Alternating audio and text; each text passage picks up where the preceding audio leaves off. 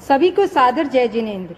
हम लोग सूरत से सोने की चिड़िया लुटेरे अंग्रेज पुस्तक में से छोटी सी प्रस्तुति लेकर आए हैं। कुछ गलती हो तो क्षमा कीजिएगा। जय बोलिए परम पूज्य आचार्य गुरुदेव श्री विद्यासागर जी महामुनिराज की जय। पूजा, जय जिनेंद्र, कैसी हो और पढ़ाई के बारे में तुम्हारा आगे क्या विचार है?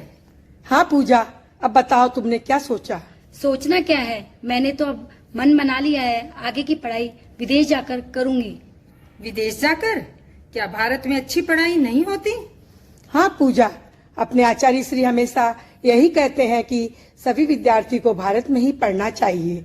विदेशों से जाकर वहाँ की पाश्चात्य संस्कृति सीखते हैं जो भारत के लिए अच्छी नहीं है। पढ़ाई तो अच्छी है, लेकिन क्या?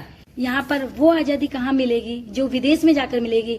यहाँ पर तो फिर से वही रोका टोकी, यहाँ मत जाओ, वहाँ मत जाओ, ये मत खाओ, ये मत पहनो, ये सब अच्छा नहीं लगता। घूमना फिरना, पहनना, खाना पीना, क्या यही आजादी है? इसी को आजादी कहती हो?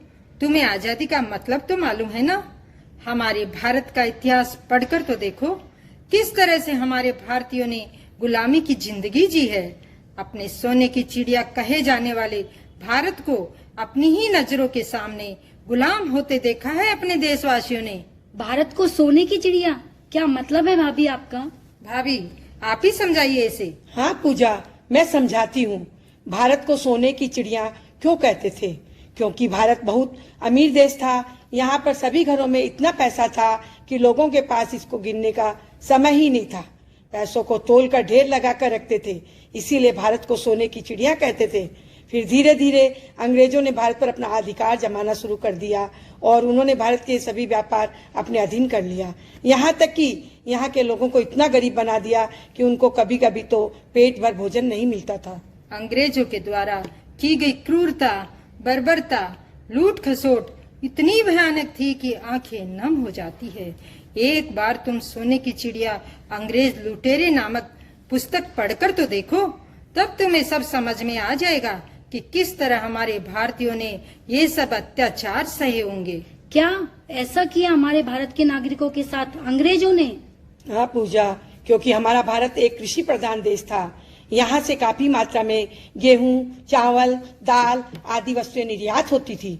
भारतीयों में कढ़ाई, बुनाई, शिल्पकारी आदि की भी कला कूट कूट कर भरी थी। यहाँ की मलमल की साड़ी इतनी पतली होती थी कि एक अंगूठी से निकल जाती थी। विदेशियों के ये सब चीजें बहुत पसंद आती थी, जिससे भारत में व्यापार से खूब पैसा आता था।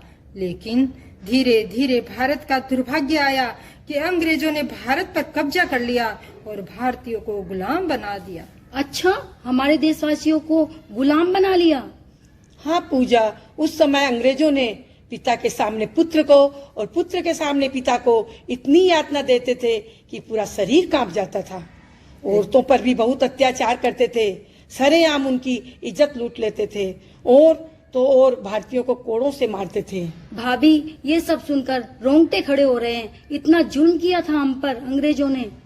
लेकिन हम फिर से वही गलती दोहरा रहे हैं। धीरे धीरे हमारी संस्कृति को भूलते जा रहे हैं, पाश्चात्य संस्कृति की तरफ भाग रहे हैं। हमें इस अंधी भाग दौड़ को छोड़ना होगा। अपने भारत को हमेशा के लिए आजाद रखना होगा। फिर से कृषि, पशुपालन, लघु व कुटीर उद्योग और हथकरघा आदि को बढ़ावा देना होगा, जो हमारे आचार्य श्री का सपना भी है, जिससे हमारा भारत फिर से सोने की चिड़िया बने। हमारे सम्माननीय प्रधानमंत्री जी नरेंद्र मोदी जी भी यही कहते हैं, स्वदेशी अपनाओ और विदेशी भगाओ। हाँ भाभी, मुझे समझ आ गया कि अपने भारत में रहकर ही हमें भारत को ऊंचा उठाना है और आचार्य श्री के सपने को साकार बनाना है। लेकिन हमें अंग्रेजों से नफरत नहीं, बल्कि हमें कोई भी ऐसा कार्य नहीं करना है जिससे हमारे देश को गुलामी की दास्तां स्वीकार करनी पड़े। हमें अपने देश को स्वावलंबी और मजबूत बनाना है और देश को ऊंचा उठाना है।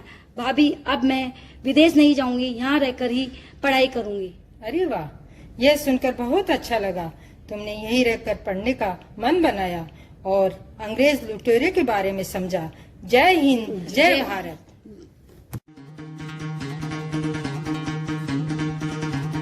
सुनो गौर से दुनिया वालों, बुरी नजर ना हम पे डालो।